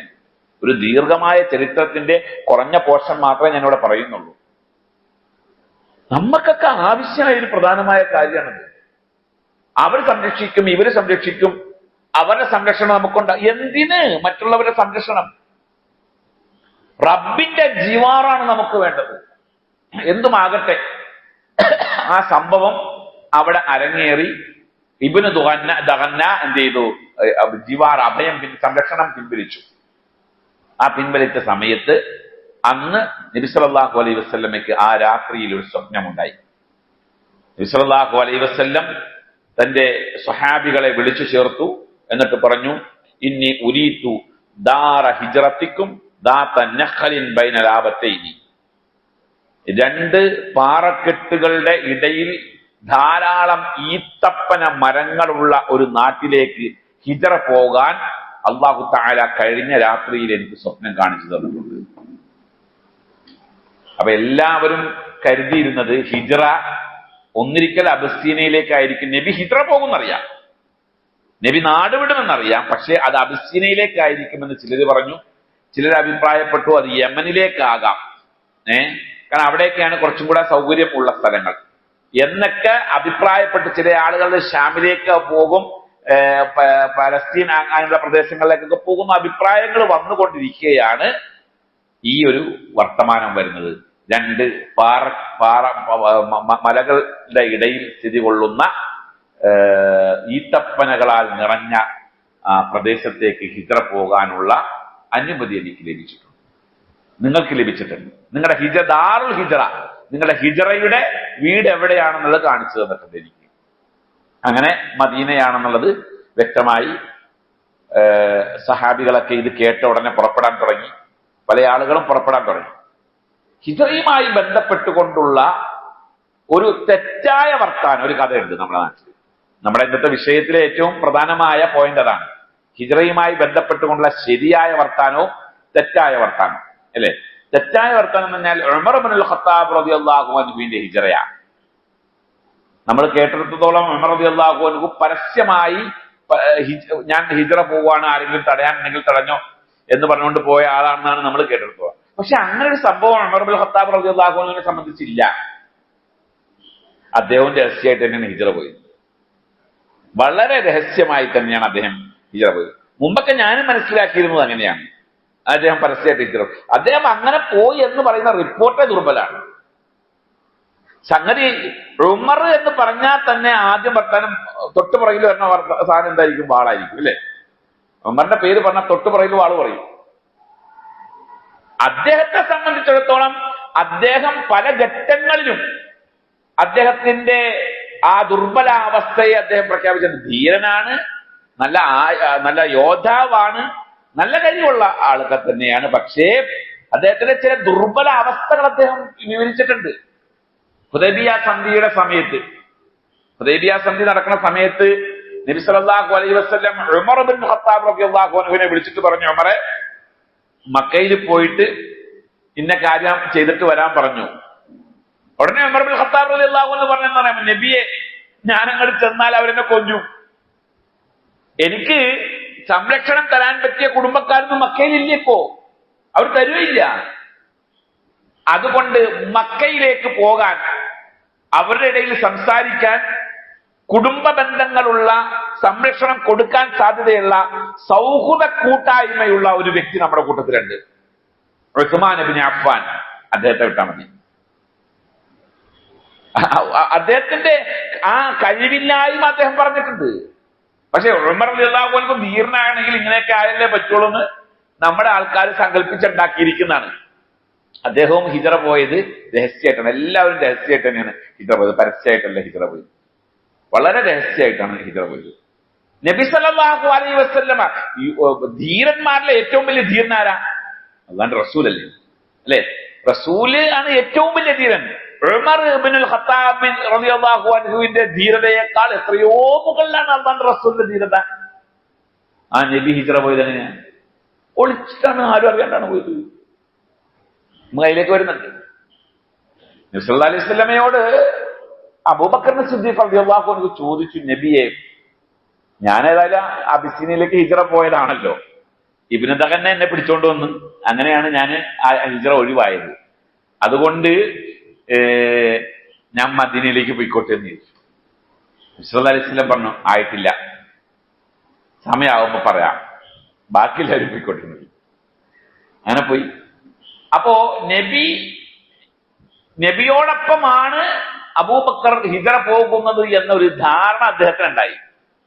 അദ്ദേഹം എന്ത് ചെയ്തു എന്ന് വെച്ച് കഴിഞ്ഞാല്, അങ്ങാടിയിൽ പോയിട്ട് 2 ഒട്ടകത്തിനെയൊക്കെ വാങ്ങിച്ച് അതിന് പുല്ലും വെള്ളമൊക്കെ കൊടുത്ത് ഭക്ഷണമൊക്കെ കൊടുത്ത് അതിനെ നല്ല ഉഷാറാക്കി എടുത്ത് അങ്ങനെ ജീവിച്ചു കൊണ്ടിരിക്കുന്ന സമയം ഏകദേശം 4 മാസം കഴിഞ്ഞു. ഹിജ്റക്കുള്ള അനുമതി ലഭിച്ച് ഏകദേശം 4 മാസം കഴിഞ്ഞു.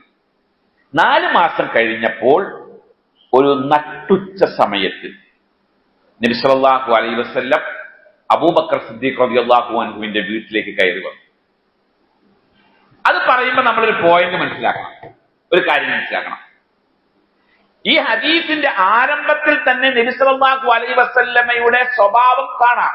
അല്ലാഹുവിന്റെ റസൂല് സാധാരണ ചെയ്യുന്ന പ്രവർത്തനം, വലം യമുറ അലൈന യൗമുൻ ഇല്ലാ യഅതീനാ ഫീഹി റസൂലുള്ളാഹി സ്വല്ലല്ലാഹു അലൈഹി വസല്ലം തർഫൈ നഹാരി ബുക്റതൻ വഅശിയ്യ. ആയിഷ റളിയല്ലാഹു അൻഹ പറയുക, ഈ ഹദീസ് റിപ്പോർട്ട് ചെയ്യുന്നത് ആയിഷ റളിയല്ലാഹു അൻഹയാണ്. ആയിഷ റളിയല്ലാഹു അൻഹ പറയാണ്, ലം അഅകിൽ അബവയ്യ ഖത്തു ഇല്ലാ വഹുമാ യദീനാനി അദ്ദീന വലം യമുറ അലൈനാ യൗമുൻ ഇല്ലാ യഅതീനാ ഫീഹി റസൂലുള്ളാഹി സ്വല്ലല്ലാഹു അലൈഹി വസല്ലം തർഫൈ നഹാരി ബുക്റതൻ വഅശിയ്യ. എനിക്ക് ബുദ്ധി വെച്ച കാലം മുതൽ, ഓർമ്മ വെച്ച കാലം മുതൽ ഞങ്ങൾ അള്ളാന്റെ ദീനിലായിരുന്നു ഞാൻ ഉണ്ടായിരുന്നത്. നബി സല്ലല്ലാഹു അലൈഹി വസല്ലം എല്ലാ ദിവസവും, ആ കാലം മുതൽ, എനിക്ക് ഓർമ്മ വെച്ച കാലം മുതൽ എല്ലാ ദിവസവും പ്രഭാതത്തിലും പ്രദോഷത്തിലും, രാവിലെയും വൈകുന്നേരവും എന്റെ വീട്ടിൽ വരാതിരുന്നിട്ടില്ല. അപ്പൊ ആ സൗഹൃദത്തിന്റെ ആഴത്തിലുണ്ട്.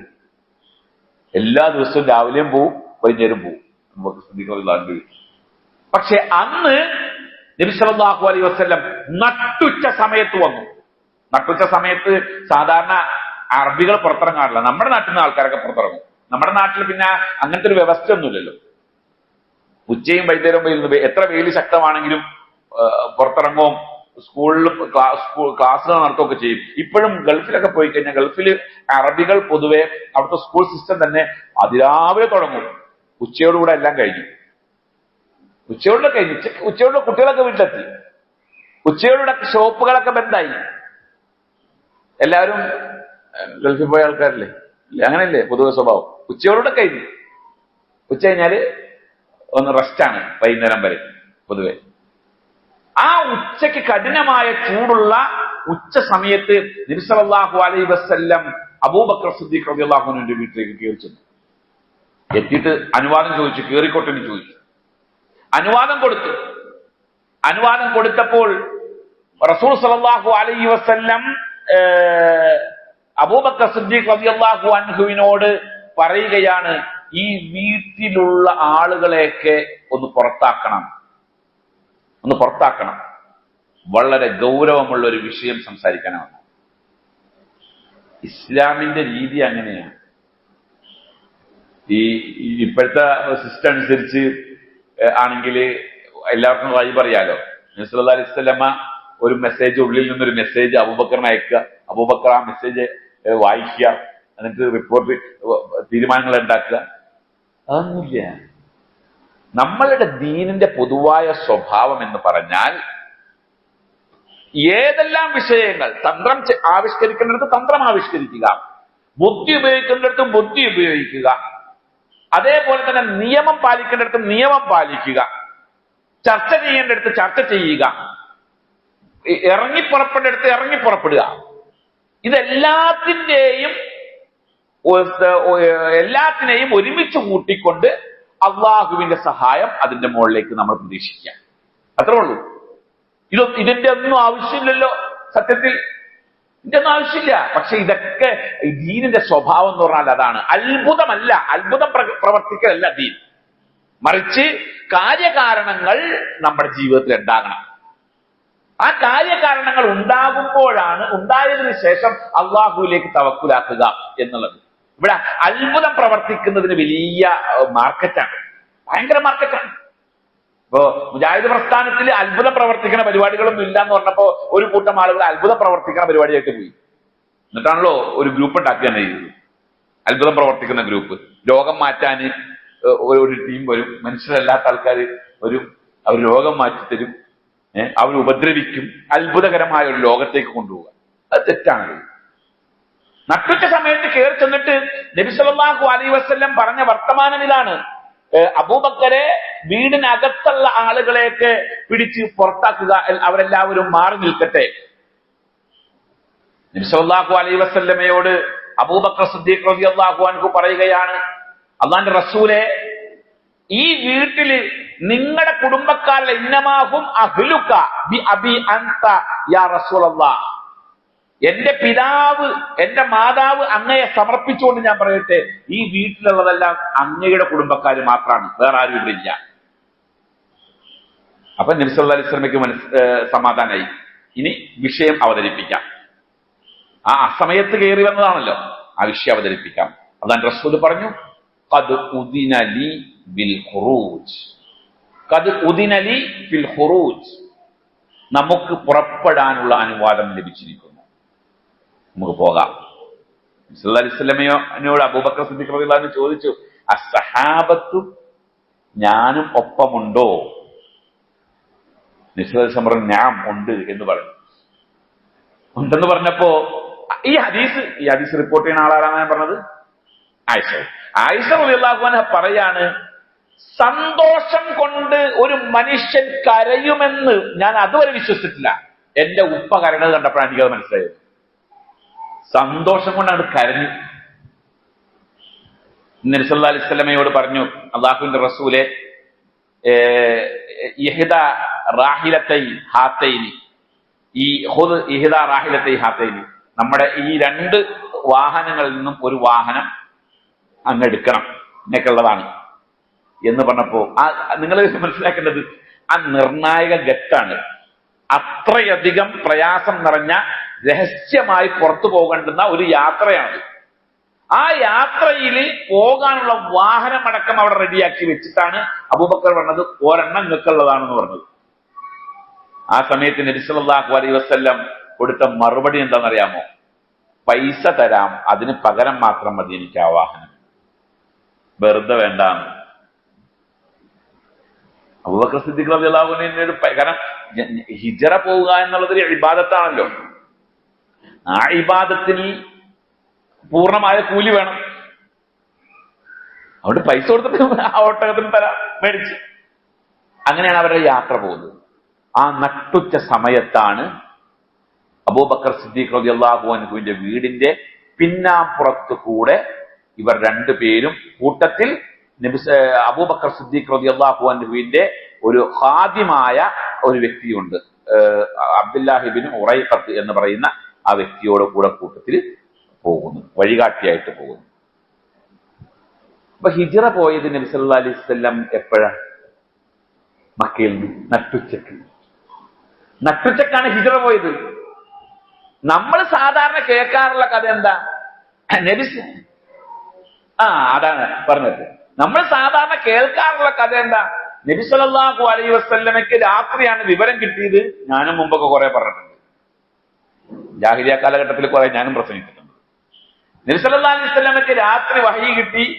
അലി റളിയല്ലാഹു അൻഹുവിനെ ബെഡിൽ കിടത്തി പുതപ്പിട്ട് മൂടി, രാവിലെ മണ്ണെടുത്ത് വാരി എറിഞ്ഞ് ഫാഗശൈനാകും പൈതാകും എന്താണ് അധ്യായത്തിലുണ്ടല്ലോ, ഫാഗശൈനാകും ഫഹും ലാ യുബ്സിറൂൻ എന്ന് സൂറത്ത് യാസീൻ ഓതിയിട്ട് ഊതി അങ്ങനെ മണ്ണെറിഞ്ഞ് എല്ലാവരുടെയും കണ്ണിൽ പെട്ട് അങ്ങനെ. അതൊരു കഥയാണത്, അതിന് സിഹത്തൊന്നുമില്ല, ഒരു കഥ. ഈ കഥ ഉദ്ധരിച്ചുകൊണ്ട് ഇബ്നു ഹജർ അൽ അസ്കലാനി റഹ്മത്തുള്ളാഹി അലൈഹി പറയുന്നുണ്ട്, അതൊരു കഥയാണ്, ഇത്രേ ഉള്ളൂ. ഇമാം ബുഖാരി റിപ്പോർട്ട് ചെയ്യുന്ന ഹദീസിൽ എന്താണ്? നബി ഹിജ്റ പോയത് എപ്പോഴാണ്? നട്ടുച്ചക്ക. ആ ഹദീസിൽ ഉള്ള വാക്ക് ഇപ്രകാരമാണ്. ഹദീസിലുള്ള വാക്ക് ഞാൻ വായിച്ചു കേൾപ്പിക്കാം. കാരണം എന്ന് വെച്ച് കഴിഞ്ഞാല് നമുക്ക് ഇത് അറിഞ്ഞിരിക്കൽ അനിവാര്യമായത് കൊണ്ട് തന്നെ. നബി സല്ലല്ലാഹു അലൈഹി വസല്ലം فبينما نحن يوما جلوس في بيت ابي بكر في نهر الظهيرة, ആയിഷ റളിയല്ലാഹു അൻഹ പറയുകയാണ്, ഞങ്ങൾ അബൂബക്കറിന്റെ വീട്ടില് നട്ടുച്ച സമയത്ത് ഇരിക്കുമ്പോൾ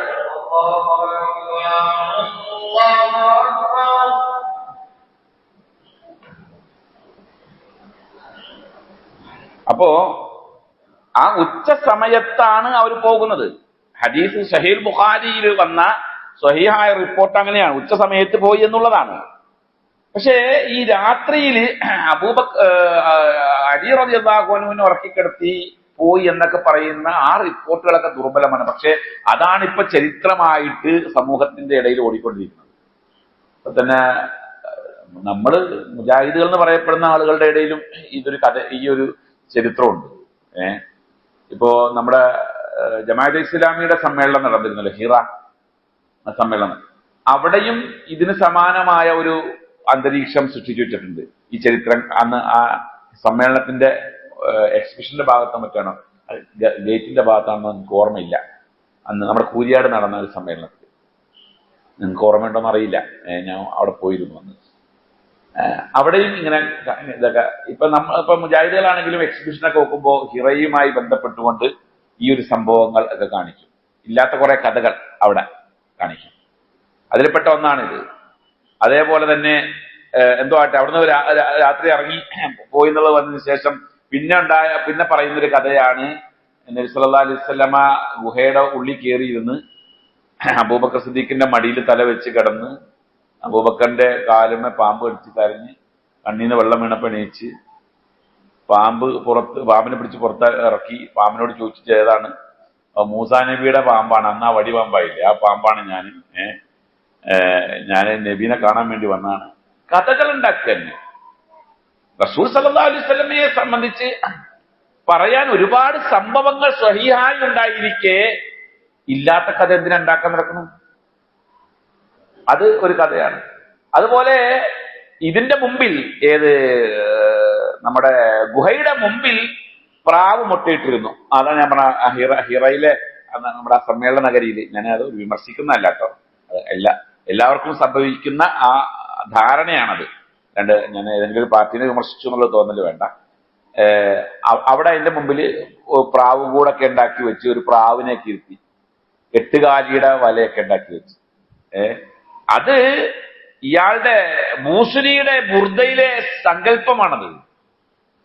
ബൂസരി തന്റെ ബുർദയിൽ പറഞ്ഞിട്ടുണ്ട് ഇങ്ങനത്തെ സംഭവങ്ങളൊക്കെ. സഹീഹായ റിപ്പോർട്ടുകളൊന്നും അങ്ങനെ വന്നിട്ടില്ല. പ്രാവ് മുട്ടയിടുക, പ്രാവ് ഇരുന്ന് കുറുക, 8 കാലി വല നെയ്യുക, ഈ സംഭവങ്ങളൊക്കെ ചില കഥകൾ. എന്തിനാണ് ആ സംഭവങ്ങൾ പറയുന്നത്? എന്തിനാ ഈ സംഭവങ്ങളൊക്കെ പറയുന്നത്?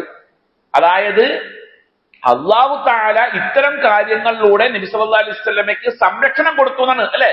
അതിനുവേണ്ടിയാണ് ഇതൊക്കെ പറയുന്നത്. പക്ഷെ ഖുർആൻ അങ്ങനെയല്ല പറഞ്ഞത്. ഖുർആൻ പറഞ്ഞത് വഅൻസല ജുനൂദൻ ലം തറൗനഹാ, നബിയെ താങ്കൾക്ക് കാണാൻ കഴിയാത്ത ഒരു സൈന്യത്തെ കൊണ്ട് നാം അവളെ സഹായിച്ചു എന്നാണ് പറഞ്ഞത്. സുമ്മ അൻസലല്ലാഹു സക്കീനതഹു അലാ റസൂലിഹി, അല്ലാഹു തആല അവന്റെ റസൂലിന് സമാധാനം ഇറക്കിക്കൊടുത്തു. എങ്ങനെ? ഒരു കാണാൻ കഴിയാത്ത സൈന്യത്തെ കൊണ്ട്. കാണാൻ കഴിയാത്ത സൈന്യം എന്ന് പറയുമ്പോൾ പിന്നെ അവിടെ ഇതൊന്നും കാണാൻ പാടില്ലല്ലോ, ഇതൊക്കെ കാണാൻ കഴിയുന്ന സൈന്യമല്ലേ? ഏതാ? അല്ലല്ല, ഇത് ഈ ഹിജ്റയുമായി ബന്ധപ്പെട്ടുകൊണ്ടുള്ള വിശദീകരണത്തിലാണ് ആ ആയത്തിന്റെ ഈ അത് നിങ്ങൾ പറഞ്ഞത് ബദറുമായി ബന്ധപ്പെട്ടുകൊണ്ടുള്ള ചരിത്രം, അത് മറ്റൊരു കാര്യമാണ്. ഇത് ഈ ആയത്തിന്റെ വിശദീകരണം ഹിജ്റയുമായി ബന്ധപ്പെട്ടുകൊണ്ടാണ്. നിങ്ങൾക്ക് കാണാൻ കഴിയാത്ത ഒരു സൈന്യത്തെ അവിടെ ഇറക്കി എന്ന് പറഞ്ഞാൽ അതിനർത്ഥം കാണാൻ കഴിയാത്ത സഹായമാണ് അവിടെ ഉണ്ടായത്. അല്ലെങ്കിലും അള്ളാഹുവിന്റെ റസൂലിന് ഈ ജാതി സഹായങ്ങൾ കൊടുക്കേണ്ട ആവശ്യം അവിടെ ഇല്ല. അവിടെയാണ് നമ്മൾ പറഞ്ഞത് ചെയ്യാനുള്ള പ്രവർത്തനങ്ങളൊക്കെ നബി ചെയ്തു. ഇനി അത്ഭുതം അള്ളാഹുവിൽ നിന്നാണ് ഉണ്ടാകുന്നത്. അതുണ്ടായി അവിടെ. ചിലന്തി വല കെട്ടിയതും പ്രാവ് മുട്ടയിട്ടതും എല്ലാം ഒരു കഥ ആളുകൾ ഉണ്ടാക്കിയിട്ടുണ്ട്. ചില ദുർബലമായ റിപ്പോർട്ടുകളും അതിന്റെ പിന്നിലുണ്ട്. അത് നമ്മുടെ ആളുകൾ ഏറ്റുപിടിച്ചുകൊണ്ട് നടത്തുന്നു. ഇതൊക്കെ ഉണ്ടെങ്കിലേ നബിയുടെ നുബുവത്തിന് പ്രാധാന്യം ഉണ്ടാകുള്ളൂ എന്ന് വരുത്തി തീർക്കാനുള്ള ശ്രമങ്ങളാണ്. അത് ശരിയല്ല. ഇനി അങ്ങനെ ഒരു ഹിജ്റ പോയി. ഇതാണ് ഹിജ്റയുടെ ആരംഭവും സംഭവങ്ങളൊക്കെ ഇങ്ങനെയാണ്. ഹിജ്റയുമായി ബന്ധപ്പെട്ടുകൊണ്ട് പിന്നെ ഉള്ളത് മദീനയിലേക്ക് എത്തിയപ്പോഴാണ്. അതിനിടയിൽ ഒരുപാട് സംഭവങ്ങളുണ്ട്. അത് നമുക്ക് ഏതെങ്കിലും ഒരു ക്ലാസ്സിൽ വിശദീകരിക്കാം. അബിസീനിയ ഹിജ്റ പറയാനുണ്ട്. അതുപോലെ ഈ ഹിജ്റയുടെ ഇടയിലുണ്ടായ ഒരുപാട് സംഭവങ്ങൾ, ആ യാത്രയിലുടനീളമുണ്ടായ അത്ഭുതകരമായ സംഭവങ്ങളൊക്കെ സ്വഹീഹുൽ ബുഖാരിയിൽ വന്നതാണ്. മദീനയിലേക്ക് ചെന്നപ്പോൾ മദീനക്കാർ നബി വരുന്ന വിവരം അറിഞ്ഞപ്പോൾ മദീനയുടെ കവാടത്തിങ്കൽ പോയിട്ട് കാത്തുക്കുമായിരുന്നു. വെയില് ശക്തമായി കഴിയുമ്പോൾ അവർ തിരിച്ചു പോകും. ഇതാണ് അവരുടെ പതിവ്. അന്നും ഇതുപോലെ പോയി കാത്തു നിന്ന് അവര് നബീനെ കാണാതെ വന്നപ്പോ തിരിച്ചു പോവുകയാണ്. ആ കൂട്ടത്തിൽ റസൂലുള്ളാഹിനെ നേരിട്ട് കണ്ടവരുണ്ട്, കാണാത്തവരുണ്ട്. തിരിച്ചു പോയി കുറച്ചങ്ങൾ നിൽക്കുമ്പോഴാണ് ഒരു ജൂത ചക്കൻ, ഒരു റജുലും യഹൂദി എന്നാണ്, അത് കുട്ടിയാണെന്നുണ്ട് വലിയ ആളാണെന്നുണ്ട്, എന്തായിട്ട് ഈത്തപ്പന മരത്തിന്റെ മുകളിലായിരുന്നു വെള്ള വസ്ത്രം ധരിച്ച 2 ആളുകളുടെ വരവ് കാണുന്നു. ഒരു വെള്ള നിറ ദൂരെ നിന്ന് കാണുന്നു. അത് നബി സല്ലല്ലാഹു അലൈഹി വസല്ലം മദീനയിൽ വരുമ്പോൾ അബൂബക്കർ സിദ്ദീഖ് റളിയല്ലാഹു അൻഹുവും നബി സല്ലല്ലാഹു അലൈഹി വസല്ലമയും വെള്ള വസ്ത്രമാണ് ധരിച്ചിരുന്നത്.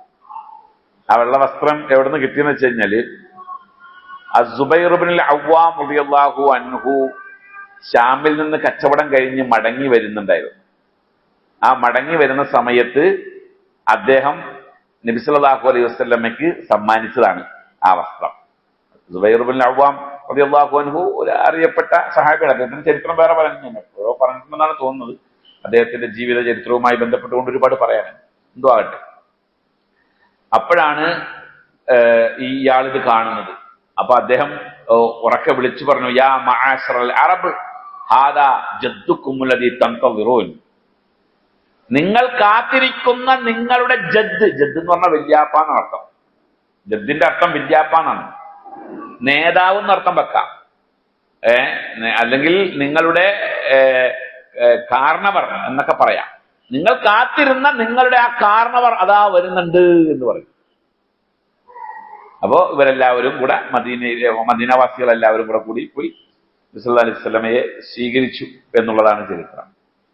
അവിടെ കാണാം, നബി മദീനയിലേക്ക് വന്നപ്പോ താലഅൽ ബദ്റു അലൈന മിൻ തനിയാതിൽ വദാ എന്ന് ചൊല്ലിക്കൊണ്ടാണ് നബിയെ സ്വീകരിച്ചത്. അത് നമ്മുടെ ആൾക്കാരും പറയാറുണ്ട്. ഖുറാഫികൾ പിന്നെ അത് അതിനായിട്ട് മാത്രം പറയാൻ വേണ്ടി നടക്കുന്ന ആൾക്കാരാണ്. അതെങ്ങനെ പാടിക്കൊണ്ടെടുക്കാൻ. സത്യത്തിൽ അങ്ങനെ ഒരു പാട്ട് മദീനക്കാർ പാടിയിട്ടേ ഇല്ല. എവിടെ? മദീനയിലേക്ക് നബി എത്തിയപ്പോൾ അങ്ങനെ ഒരു പാട്ട് പാടിയിട്ടേ ഇല്ല. കാരണം ആ പാട്ടിന്റെ വരികളിൽ തന്നെ ആ സന്ദർഭവുമായിട്ട് ഒരു യോജിപ്പില്ല. കാരണം എന്താ വെച്ചാല്, വടക്ക് പ്രദേശത്ത് നിന്ന് ഞങ്ങളിലേക്ക് ബദർ ഉദിച്ചു വന്നിരിക്കുന്നു എന്നാണ് ആ പാട്ടിലെ വരികളിലുള്ളത്. വടക്ക് പ്രദേശത്ത് നിന്ന് ഞങ്ങളിലേക്ക് ബദർ ഉദിച്ചു വന്നിരിക്കുന്നു എന്നാണ് ആ വരി. സത്യത്തിൽ നബി സല്ലല്ലാഹു അലൈഹി വസല്ലമ വരുന്നത് തെക്കുന്ന, മദീനയുടെ തെക്ക് പ്രദേശത്താണ് മക്ക ഉള്ളത്. മദീനയുടെ വടക്ക് ഭാഗം ഡമസ്കസ് ക്രോസ് ചെയ്തു വരുന്ന ആളുകളുടെ മാർഗമാണ് മദീനയുടെ തെക്ക് ഭാഗം, വടക്ക് ഭാഗം. അപ്പൊ പിന്നെ എങ്ങനെയാ അതിന് യോജിക്കുന്നത്? തെക്കുന്ന് പറഞ്ഞ ആൾക്കാരോട് വടക്കുന്ന് ഞങ്ങൾക്ക് ബദർ ഉദിച്ചു എന്ന് പറഞ്ഞാൽ തന്നെ വിരോധമല്ലേ? ഇതായില്ലേ? അതൊക്കെ കഥ ഉണ്ടാക്കിയത്. ഈ താലഅൽ ബദ്റു അലൈന എന്നുള്ളത് മദീനക്കാർ പാടിയൊരു പാട്ടാണ്. പക്ഷെ അത് മദീനയിലേക്ക് നബി ഹിജ്റ വന്നപ്പോൾ പാടിയ പാട്ടല്ല. അത് പറയപ്പെടുന്നത് തബൂക്ക് യുദ്ധം കഴിഞ്ഞു വരുമ്പോ നബി സല്ലല്ലാഹു അലൈഹി വസല്ലമയും സൈന്യവും തബൂക്കിൽ നിന്ന് ജയിച്ചിട്ടുള്ള വരവില് മദീനക്കാര് പാടിയതാണ് എന്ന് പറയപ്പെടുന്നുണ്ട്. അതാവുമ്പോൾ ഏകദേശം യോജിക്കും. കാരണം തബൂക്കിൽ നിന്ന് വരുന്നത് ഈ പറഞ്ഞ പോലെ വടക്കിൽ നിന്നാണ് വരുന്നത്. അപ്പോ ഏകദേശം ആ പാട്ടുമായിട്ട് യോജിക്കുന്നുണ്ട്. എന്തുമാകട്ടെ, അപ്പൊ അങ്ങനെ ഒരുപാട് സംഭവങ്ങളുണ്ട്. നബി സല്ലല്ലാഹു അലൈഹി വസല്ലമ മദീനയിലേക്ക് എത്തിക്കഴിഞ്ഞപ്പോ ആ രണ്ടാളുടെ കൂട്ടത്തിൽ കുറച്ച് പ്രായം കാണിക്കുന്ന ആള് അബൂബക്കർ സിദ്ദീഖ് റളിയല്ലാഹു അൻഹു ആണ്. അദ്ദേഹത്തിന്റെ താടിയൊക്കെ നരച്ചിട്ടുണ്ട് കുറച്ചൊക്കെ. അങ്ങനെ പ്രായം തോന്നിക്കുന്ന ഒരാള് അദ്ദേഹമാണ്. അപ്പോ അദ്ദേഹമാണ് നബി എന്ന് കരുതിക്കൊണ്ട് നബീനെ കാണാത്ത മദീനക്കാര് അബൂബക്കർ സിദ്ദീഖ് റളിയല്ലാഹു അൻഹുവിന്റെ കൂടെ കൂടി. അവിടെയും ഒരു കഥ കേൾക്കാം. ഒട്ടകത്തിന്റെ പുറകെ എല്ലാവരും കൂടി ഒട്ടകത്തിന്റെ കടിഞ്ഞാൻ പിടിച്ചു വെച്ച് ഞങ്ങളുടെ വീട്ടിൽ താമസിക്കാൻ എന്ന് പറഞ്ഞു എന്നും. അപ്പൊ നബി പറഞ്ഞ എന്നെ വിട്ടേക്ക്, അത് എവിടെയാണോ മുട്ടുകുത്തുന്നത് അവിടെയാണ് താമസിക്കുന്നത് എന്നൊക്കെ പറഞ്ഞു. അതൊക്കെ ദുർബലമായ സംഭവങ്ങളാണ്. അങ്ങനെയൊന്നും ഉണ്ടായിട്ടില്ല. നബി സല്ലല്ലാഹു അലൈഹി വസല്ലമ ഇറങ്ങി, അബൂബക്കർ സിദ്ദീഖ് റളിയല്ലാഹു അൻഹു ഇറങ്ങിക്കഴിഞ്ഞപ്പോ എന്ത് ചെയ്തു? അബൂബക്കറാണ് പ്രവാചകൻ എന്ന ധാരണയിൽ അദ്ദേഹത്തെ പോയി സ്വീകരിച്ചു കുറെ ആളുകൾ. അപ്പോ നബി സല്ലല്ലാഹു അലൈഹി വസല്ലം മുട്ടുകുത്തിയ സംഭവങ്ങളുണ്ട്. അത് വേറെ, അത് ഇതുമായിട്ട് ബന്ധപ്പെട്ടല്ല, ഇതുമായിട്ട് ബന്ധപ്പെട്ട കഥയല്ല, അത് വേറെ വിഷയമായിട്ട് ബന്ധപ്പെട്ടാണ്. നമ്മൾ വെച്ചാൽ ആളുകൾ വിളിച്ച് ഞങ്ങളുടെ വീട്ടിൽ താമസിക്കാന്ന് പറഞ്ഞ് വിളിച്ച ആ സംഭവം ഇല്ല. അത് ഒരു കഥയാണ്. എന്തോ ആട്ടെ, ഏതായാലും നബി സല്ലല്ലാഹു അലൈഹി വസല്ലം വെയിൽ ഏക്കാതിരിക്കാൻ അബൂബക്കർ സിദ്ദീഖ് റളിയല്ലാഹു അൻഹു തുണി ഇങ്ങനെ പിടിച്ചു കൊടുത്തു. ഇവര് ചോദിച്ചു അതാരാണെന്ന് ചോദിച്ചു. അതാരാണെന്ന് ചോദിച്ചപ്പോൾ അബൂബക്കർ സിദ്ദീഖ് റളിയല്ലാഹു അൻഹു അത് റസൂലാണെന്ന് പറഞ്ഞില്ല. കാരണം എന്ന് വെച്ചാൽ ഈ കൂടിയിരിക്കുന്ന ആളുകൾ ഏത് തരക്കാരാണെന്ന് അറിയില്ലല്ലോ.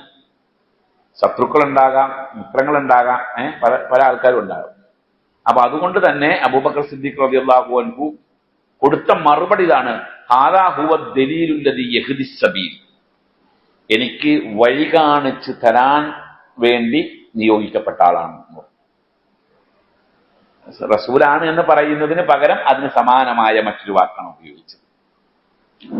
അതെന്തോ ആട്ടെ, ഇതാണ് മക്കയും ഹിജ്റയുമായി ബന്ധപ്പെട്ടുകൊണ്ടുള്ള സ്വഹീഹായ സംഭവവും ദഈഫായ സംഭവവും.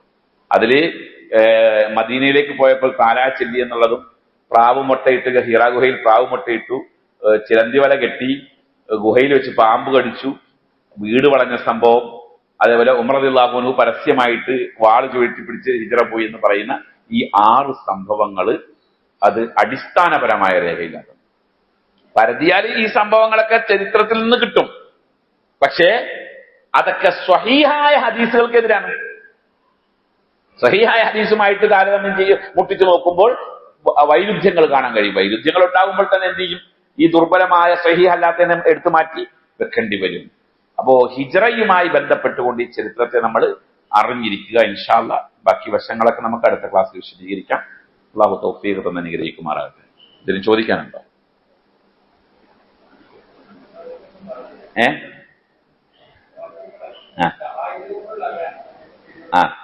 അതെ, ഇല്ല.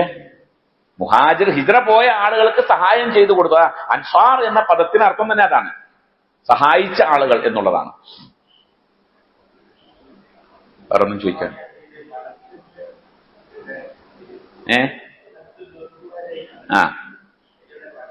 ബദ്റു അലൈന മിൻ സനിയാത്തുൽ വദാ.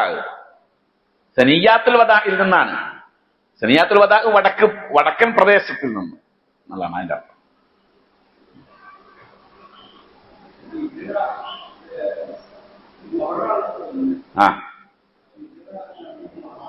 ഹിജ്റ എന്ന് പറഞ്ഞാൽ മുഹറമായിട്ട് ബന്ധമില്ല. പക്ഷേ ഈ മാസങ്ങളിൽ നിന്നിട്ട് ഒരുപാട് പ്രത്യേകത, അതായത് മുൻകാല പ്രവാചകന്മാരുടെ ചരിത്രവുമായി ബന്ധപ്പെട്ടുകൊണ്ട് അവരുടെ ജീവിതങ്ങളിലുള്ള വിമോചനങ്ങൾ, വിജയങ്ങൾ, ടേണിംഗ് പോയിന്റുകളെല്ലാം ഉണ്ടായത് ഈ മുഹറ മാസത്തിലാണ് എന്നുള്ളതാണ്. അതിൽ ഏറ്റവും സുപ്രധാനമായത് ഫിർഔനിൽ നിന്ന് മൂസ അലൈഹിസ്സലാമിനെ അള്ളാഹു രക്ഷപ്പെടുത്തിയത് ഈ മുഹറ മാസത്തിലാണ്.